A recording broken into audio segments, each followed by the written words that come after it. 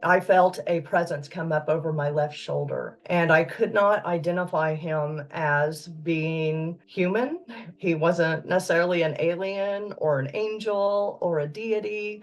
I couldn't identify him at all, but I could identify that it was definitely a male presence. And as he approached me, he sent to me, "You're not going to be here forever." Hey everyone, we've got something extra special for you, thanks to our sponsor, HelloFresh. If you're like us, you probably struggle with deciding what to cook every day. That's where HelloFresh comes in, making meal planning easy and delicious. With HelloFresh, you get fresh, pre-portioned ingredients delivered right to your door, saving you time and cutting down on food waste. They offer over 50 meal options every week, so you'll never get bored of your dinners. And the best part is that they're giving you free breakfast for life. You heard that right. One free breakfast item with every box while your subscription is active. We've personally been using HelloFresh for a few weeks now, and we love how it's made cooking fun again. We've been trying out their quick and easy recipes, and it couldn't be easier. The meals are so good, and we've saved a ton of time on weeknights. You get 10 free meals and a delicious breakfast item in every box while your subscription is active. Click the link in the description or using our code OthersideSEP10 and meet your new mealtime routine with America's #1 meal kit.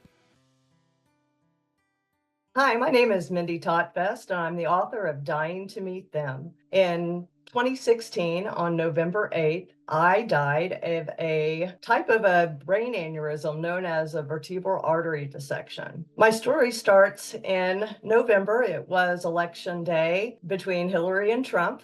And I woke up that day, much like any other day, like you hear so many other people say, and I saw my husband and kids off to school. At the time, my husband was working as a teacher and a coach and driving the school bus, and our kids were elementary age. So we would just load them up with him in the morning and they would take off to school. And I was a stay-at-home mom and a pastor's wife. Prior to this, my husband had worked as a Southern Baptist minister, and we had traveled all over the state of Oklahoma preaching the gospel. And he, at the time when we moved out to the farm, was filling in just from time to time, still preaching. We were a very deeply religious family, and we were always at church every Sunday evening. Wednesdays, we held Bible studies. And so we were very ingrained in our beliefs. So on the morning of November 8th, got up, saw them off, and noticed a little bit of swelling on the right side of my face. And it wasn't super concerning. I thought maybe I was having a slight allergic reaction that was related to a genetic condition I have called Ehlers-Danlos syndrome. And so I decided to take a picture and send it to my husband and said, "Hey, I've got a little bit of swelling here, not too concerning. It wasn't hurting or anything." And he said, "Well, why don't you try taking a Benadryl, take a shower, just kind of relax today, and I'll be by after school and we can go vote." So that's exactly what I did. I just kind of took it easy during the day. And by early afternoon, I went ahead and jumped in the shower. And when I got out, I noticed that I still had the swelling, nothing had gone down. And so I went and sat on the couch. And I started checking for early exit polls because it was getting to be maybe 4 o'clock or so in the afternoon, and I was expecting them home anytime. So as I'm sitting and looking at my phone, all of a sudden I hear a loud pop in my head. And my first instinct was that I had been shot, because living out on a 300-acre wheat farm in the middle of Oklahoma, there had been coyote hunters out in the days prior. And I thought, man, they have shot through this house and shot me in the head. And I tried to focus my attention to the back of my head to try to locate exactly maybe where I had been shot. I knew instantly that it was catastrophic, but I was trying to assess just how bad the damage was going to be. I had been an ICU nurse prior to this, and so I started kind of checking my ABCs, the airway, breathing, and circulation. I couldn't feel any blood going down the back of my head, so my next thought was, this has to be a brain aneurysm. With my genetic condition, it causes aneurysms. And I knew that on my father's side, almost everybody had died of aneurysms. But being 36, I was pretty young for something like that to happen. And I had been monitored pretty closely up to that point. So I had no reason to believe that I was at any risk, really, for any immediate problem like that. So whenever I realized that this had to be a brain aneurysm, the next sensation I had was a peeling away, and I describe it best as an electrical avalanche because it started at the top of my head and just kind of peeled away in layers. It was extremely painful, and it rolled all down my body down to my feet. And once that happened, I felt my head starting to bob. That was kind of the turning point for me. When my head started dropping, I knew I was very, very close to death. And so I turned to my religious teachings and started praying because I'm sitting there with the front door open. I'm waiting for my husband and kids to run in and give me hugs and kisses and tell me about their day and all the wonderful things that I expect every day whenever they come in the front door. And it immediately turned to terror and sorrow because I knew that they would be running in and they would be finding my dead body. So I turned to my prayer and I said, God, please do not let my children find me. I don't want to become the worst thing that ever happened to them. And then I'm thinking of my husband. My husband's not going to be able to handle it either. With his tender heart, he will never get over this. So I start praying, Jesus, if I can make it through this without being a horrible burden on my family, please let me survive this. And as I'm in this deep, sorrowful prayer, I stop and I started to look around and I realized I was in complete darkness and I wasn't in any pain. So I started trying to figure out where I was. And my first instinct was to put my hand in front of my face to see if that I could see it.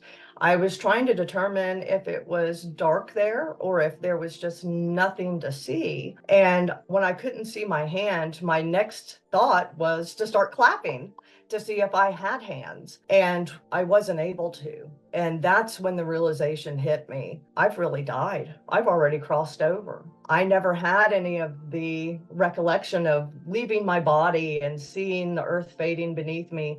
I think I was in such a deep sorrow that I didn't even notice that I had crossed over. So as I'm sitting there in the darkness, I start trying to accept what has happened to me and that I have died. And I'm still thinking about my husband and children. As I'm waiting, I'm praying for them. Lord, if they've found my body, please comfort them. And I'm waiting expectantly. I'm waiting for Jesus to arrive. I'm waiting for that tunnel of light. I'm waiting for my loved ones to show up and greet me. Looking forward to seeing my grandma and grandpa again and just having that wonderful reunion. And as I sat and waited, the longer and longer that time passed, the more concerned I started becoming because nothing was happening and no one was coming for me. And so that happy expectation started turning to anxiety and concern as I waited. And I didn't understand why I wasn't immediately in heaven.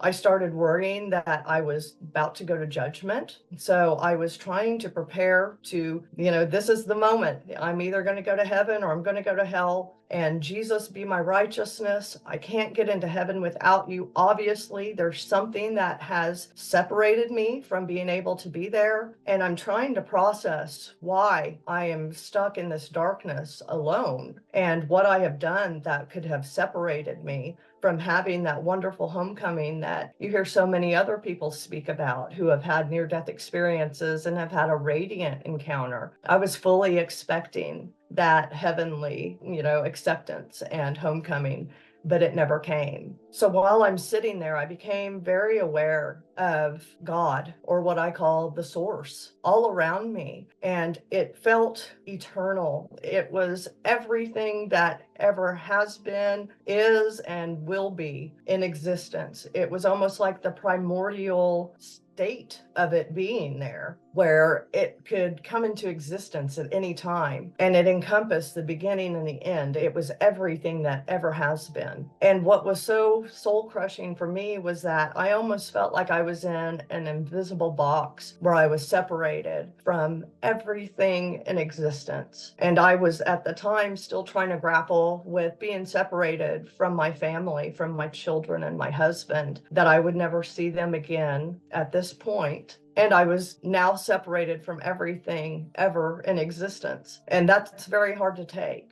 I couldn't understand it. And so I had not a life review, but a deep soul searching, a self-reflection time where I was trying to determine what has separated me. Why am I so horrible? I don't understand. And I started looking at my life and how I've treated others, and I didn't find myself lacking. I found that I had always been kind and loved people to my best ability. But whenever I looked at loving myself, I saw that I had failed terribly in that regard. I failed to love myself enough to think myself even worthy. And it had held me back from so many things that I was supposed to be doing in this life. And I understood that at that point. Once that happened, immediately I felt a presence come up over my left shoulder, and I could not identify him as being human.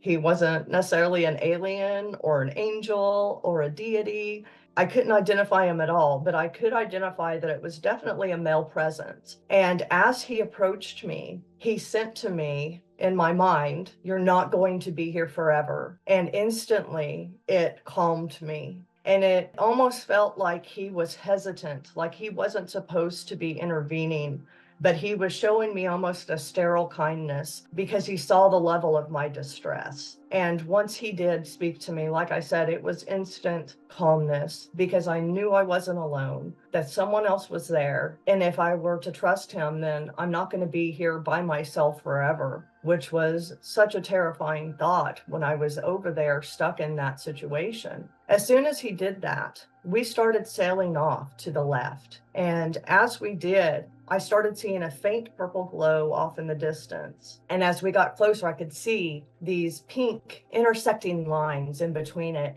And where they came together, it glowed bright yellow. And it just gave off immense love. And it resembled really a map of brain neurons, is how I would describe it whenever I first returned and first started speaking about it. Since then, I've seen pictures of the cosmic web, and it echoes what a map of brain neurons looks like. So either one of these would be a good representation of what I saw. But as we got closer and closer to it, I could just feel that love radiating off. And my interpretation of it was that it was this congregation of souls and of all of the goodness from humanity, from beginning to end, was just there within that nebula. And he told me that's the fabric of humanity. And when he did, I just sat there because I felt like something so amazing had been revealed to me. One of the mysteries that most people don't ever get to see. For some reason, he took me by that and let me see that and revealed that to me. And I wanted so much to go to it, but he kind of indicated, no, it's not for you. And I didn't even have time to process that before we were sailing off again to the left. And as we did, instantly, I was inserted back in my body. Now, when I came to, I had lost a lot of my hearing. I was 90% deaf, and I could hear kind of the muffled sound on the TV. And I kept trying to sit up to try to find help, and I kept falling over. And I didn't know at the time I had had a stroke. And so my right arm was hanging limp. So every time I tried to sit up, I kept falling over and falling over. And so that's just adding to my distress. My head was burning. It felt like lava flowing through my skull. And I was trying to grapple with all of this, but I was able to locate my phone and call my father-in-law, who was across the street in the wheat field working. And within 60 to 90 seconds, he was standing in my living room, and I knew I would be okay. About 10 to 15 minutes later, my husband and kids arrived. Thankfully, I was able to sit up at that time, and I was talking some. My words were still pretty slurred, and he went ahead and got me loaded up in the car, and we went to the nearest hospital, which was 30 miles away, to this nearest small community hospital. And once we got there, they were so ill-equipped to diagnose or treat someone with my level of trauma that they completely missed what had happened to me. Within the hours of me being there, my speech had started to clear. I was getting function back in my arm. And so they came to the conclusion that I had had some kind of a migraine or that my neck had shifted. Well, they had told me, we're going to send you home. If you have any more problems, please come back, which I did several times.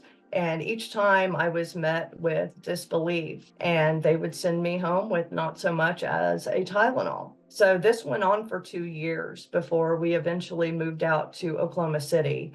And it was kind of a divine intervention thing where I saw a commercial that kept coming on TV. And it was about a young nurse like myself who had an episode which sounded very much like what I had been through. And so I went online and looked it up, and what she had was a vertebral artery dissection. So I contacted that doctor, and within a couple of weeks, they had me in to get the proper testing. And they were able to determine that, yes, I had 2 very big rips in my vertebral artery leading up into my brain. And that's what had happened to me November 8th of 2016. And I was finally able to get the proper treatment following that.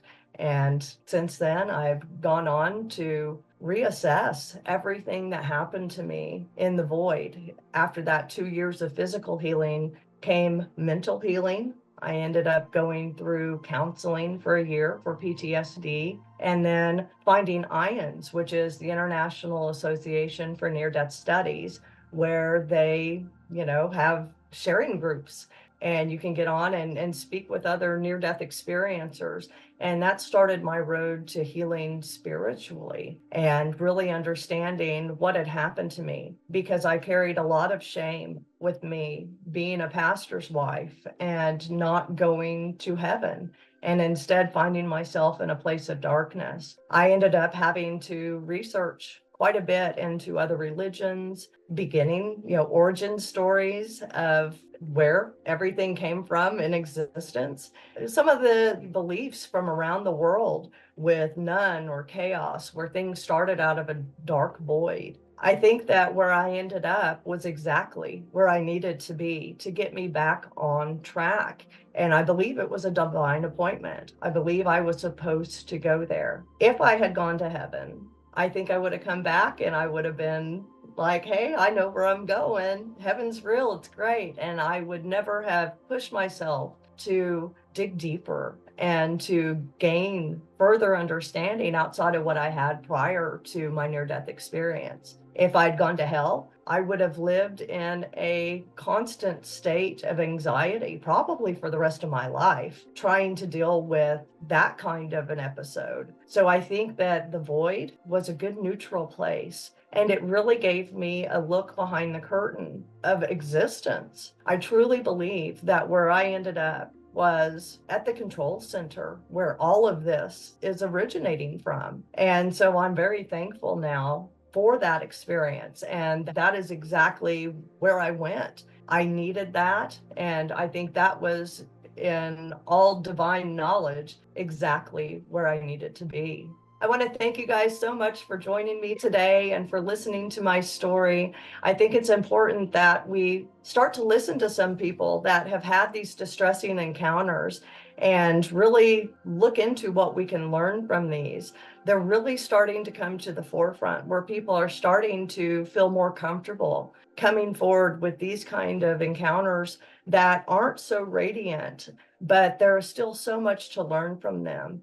And like the fabric of humanity that I saw over on the other side, I would hope that the main thing that people can take away from my encounter is that we are all connected and we are all in this together. And really, we need to learn to love each other. If we can always remember that there is a connection between all of us and a reason for each person to be here, that we can really move forward, as humanity. And I think that's really one of the biggest takeaways from all types of near-death experiences, is that we all come away understanding that connection. And just know today that you're loved and that you know, everyone's happy that you're here. If you don't hear it, know that Mindy Tautfest likes you and that other people here at this channel, they like you. And thank you so much for being here.